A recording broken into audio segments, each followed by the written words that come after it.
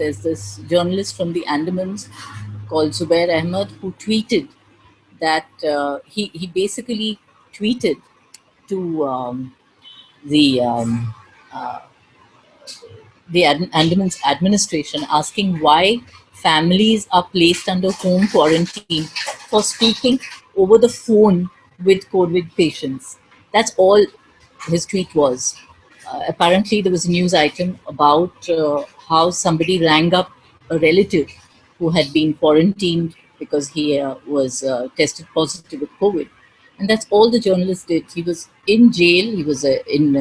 He's now on interim bail. His phone had been taken away from him. All his phone data was copied. So a lot of this happened in the first few weeks of the pandemic. Zubair Ahmed has joined the meeting from Andamans.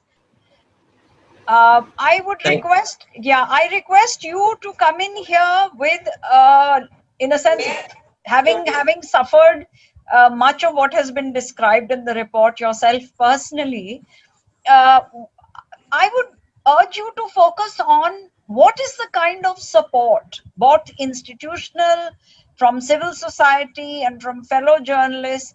What is the kind of support that would make a big difference to ground level reporters like yourself? Thank you. Thank you for the opportunity. See, in Andaman Nicobar Islands, the media is not that organized like in mainland, and but the support was quite good on the ground. Most of the journalists they came out, and then civil society organizations also supported when the FIR was filed. And actually, in the islands, we have got all small town newspapers, and then the largest newspaper is run by the government, the administration here. So the issue was like people, the reach was through the mouthpiece of the administration. So, but in my case, what happened was when they made this arrest, they did not expect that this will become a problem for them. Like that, mine was the only case where they had this non-bailable sections added into my case, and it was lockdown at that time, and I was taken to a police station where it was in a containment zone also.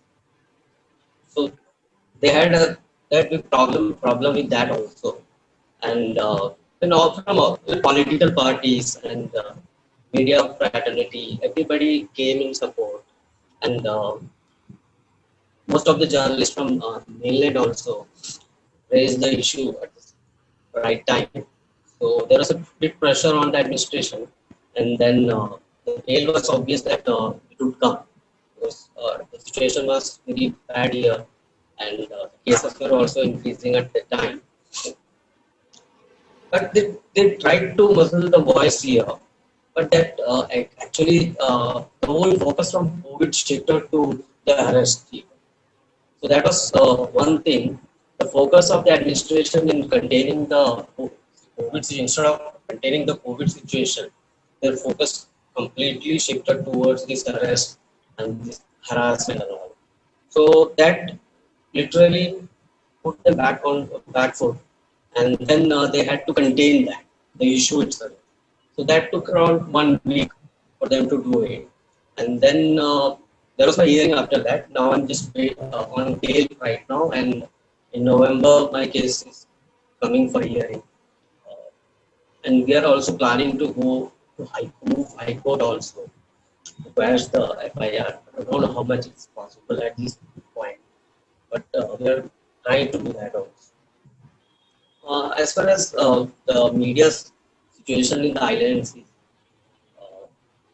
all the newspapers are run by one man editor kind of. That's a kind of setup we have here. We don't have larger organizations, so support was very easy to come, but it did not make much difference on the ground. As of now, it's fine, but again, we are still continuing with our as a watchdog media's on the forefront now and raising a lot of issues. Like there's so many negligence cases here. The health facilities are very poor, and then only one dedicated hospital is here. And recently there were so many deaths which went unaccounted also. So we raised that issue.